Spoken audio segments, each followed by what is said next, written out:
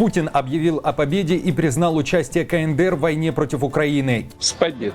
Ким Чен Ын угрожает Трампу и спускает на воду новейший эсминец, что известно о северокорейском вундерваффе.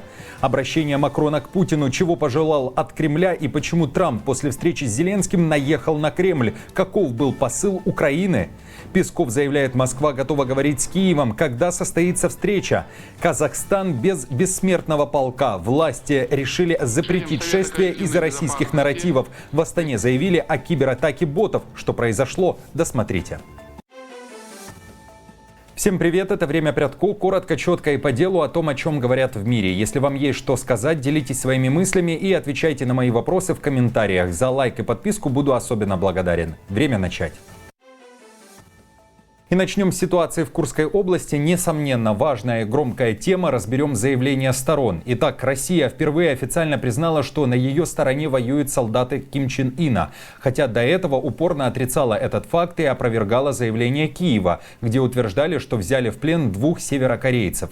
Теперь же то, что КНДР воюет на стороне РФ, подтвердил лично Герасимов, начальник российского генштаба. Отдельно хочу отметить участие в освобождении приграничных районов Курской области военнослужащих Корейской Народно-Демократической Республики, которые в соответствии с договором о всеобъемлющем стратегическом партнерстве между нашими странами оказали значительную помощь в разгроме вклинившейся группировки вооруженных сил Украины. Солдаты и офицеры Корейской Народной Армии, выполняя боевые задачи плечом к плечу с российскими военнослужащими, в ходе отражения украинского вторжения показали высокий профессионализм, проявили в бою стойкость, мужество и героизм. Герасимов также утверждает, что РФ полностью освободила Курскую область, а также впервые признал, что Россия не контролировала и часть территории Белгородской области. Ведь теперь в Генштабе РФ утверждают, что и оттуда силы ВСУ вытеснены за пределы России. А Путин объявил о победе. Кроме того, дал понять, войска РФ продолжат наступать, что противоречит общим заявлениям о готовности завершить войну и прийти к миру. Полный разгром противника в Курском приграничье создает условия для дальнейших успешных действий наших войск и на других важнейших участках фронта. Приближает разгром неонацистского режима. Поздравляю весь личный состав, всех бойцов и командиров с этим успехом, с победой. Украинская сторона опровергает заявление Путина и Герасимова. Говорят, операция не завершена и продолжается. В ВСУ накануне сделали 2 официальных сообщения о ситуации в российском приграничье. Оборонительная операция Сил обороны Украины в определенных районах Курской области продолжается.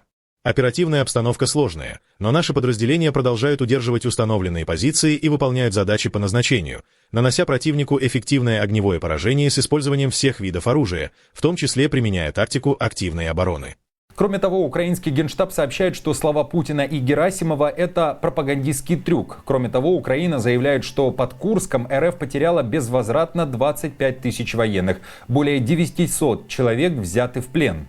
Благодаря этому состоялись обмены, которые позволили вернуть домой из российского плена сотни наших воинов.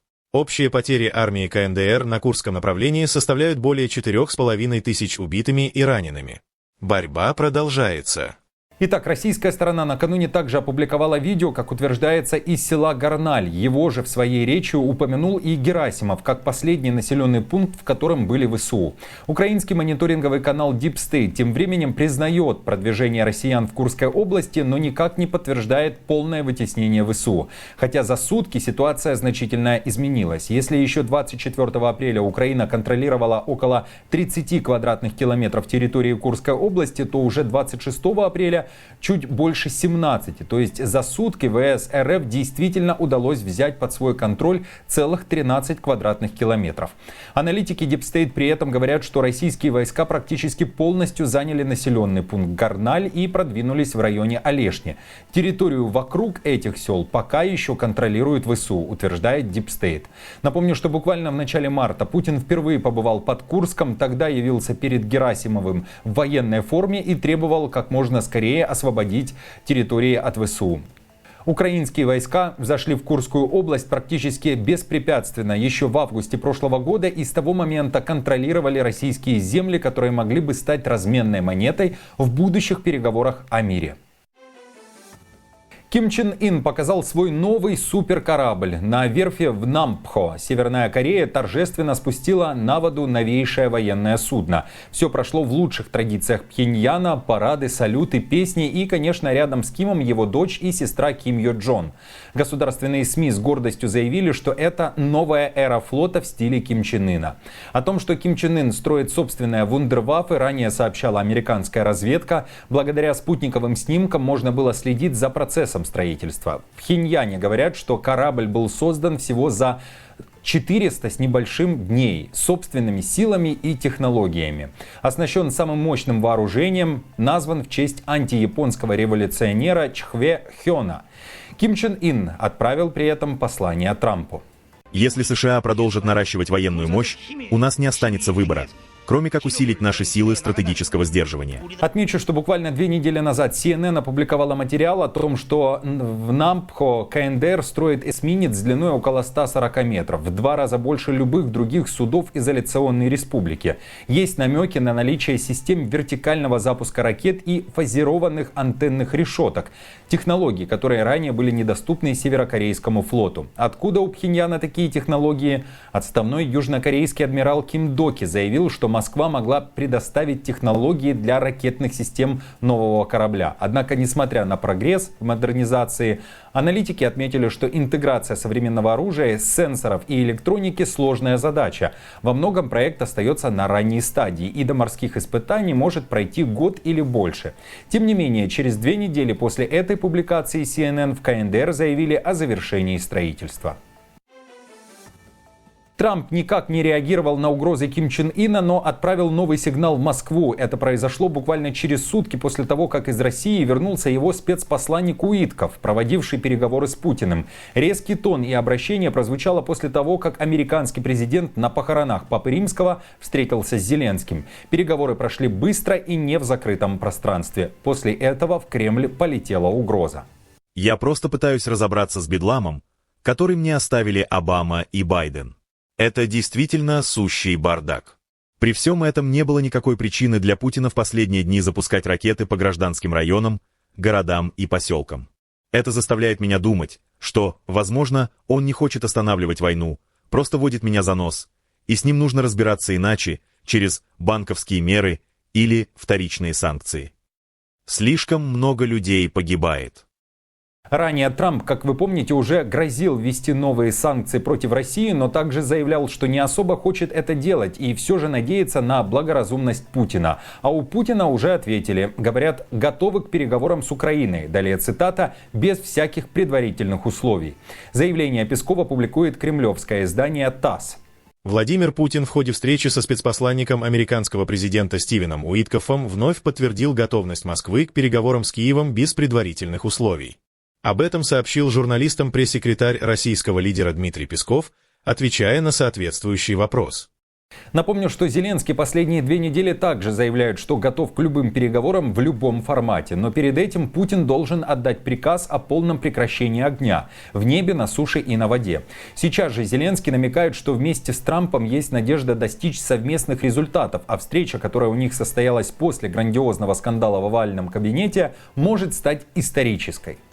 У нас была действительно продуктивная встреча. Я не хочу вдаваться в подробности, если это возможно, потому что вопрос очень деликатный. Вопросы, конечно, полностью касаются того, как приблизить мир и насколько результативными. Позитивными были встречи в Париже и Лондоне, и мы хотим продолжать такие встречи, чтобы принести мир в Украину. Тем временем в СМИ сейчас активно обсуждают и ищут некий смысл в видео, которое было опубликовано Белым домом перед тем, как Трамп и Зеленский начали беседу 1 на 1. В кадре видно, что для переговоров поставили 3 стула, а после 1 убрали. В этот же момент в кадре появляется не только Зеленский и Трамп, но и Макрон, что некоторых аналитиков натолкнуло на мысль, что в этих переговорах мог участвовать и Макрон, но не стал. Тем не менее, Макрон сделал заявление и, по сути, обратился к Путину. Украина готова к безусловному прекращению огня. Президент Зеленский вновь подтвердил это мне сегодня. Он хочет работать вместе с американцами и европейцами, чтобы это реализовать. Теперь президенту Путину предстоит доказать, что он действительно хочет мира. Мы продолжим наши усилия в рамках коалиции желающих, созданной в Париже в марте прошлого года, чтобы добиться как этого прекращения огня, так и полного, прочного мира в Украине. Часто зрители из РФ пишут, что Путин никогда не сядет за стол переговоров с Зеленским. Но сейчас, как видим, уже есть и заявление Зеленского о готовности к переговорам на любом уровне, и заявление Кремля о готовности к беседам. А что вы скажете, если такая встреча таки произойдет? Какое оправдание вы найдете для Путина? И как считаете, отменит ли Зеленский свой запрет на прямые переговоры с Путиным? Пишите в комментариях. В Казахстане разгорается конфликт вокруг акции «Бессмертный полк», придуманной в России для патриотических шествий с портретами ветеранов Второй мировой войны. Акция, популярная на постсоветском пространстве, утратила репутацию из-за связи с Кремлем и воспринимается многими как поддержка милитаризма и войны в Украине. Казахстанские активисты настаивают на проведении шествий 9 мая, но власти отказывают, ссылаясь на отсутствие площадок, и грозят штрафами или арестами за несанкционированные акции.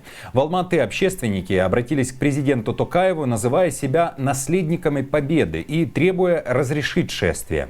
Ранее «Бессмертный полк» проводился в Казахстане, но в 2025 году власти большинства городов запретили уличные хождения, предложив онлайн-формат. После начала войны в Украине в 2022 году отношение к акциям, связанным с Россией, ухудшилось. Часть людей считает, что мероприятия могут использоваться для пропаганды реваншизма. В Петропавловске появились сообщения о вербовке участников для «Бессмертного полка» с обещанием оплаты в рублях, что вызвало возмущение. Реклама подчеркивала подвиг русских, игнорируя вклад других народов СССР, что усилило критику. Власти заявили, что никаких шествий не планируется, и объявления были удалены. В то же время в казахстанском сегменте интернета появилось большое количество фейковых видео, сделанных с помощью нейросетей. Центр анализа и расследования кибератак предупреждает о вбросе лживой информации. В частности, известные чиновники, акимы, якобы приглашают народ выйти на улицы с целью проведения акции «Бессмертный полк». Кто автор этих видео, не ясно. Я не поддамся давлению и своей позиции меня. Друзья, спасибо вам за комментарии, за поддержку лайком. Новости за неделю собраны в плейлист. Переходите и смотрите. До встречи.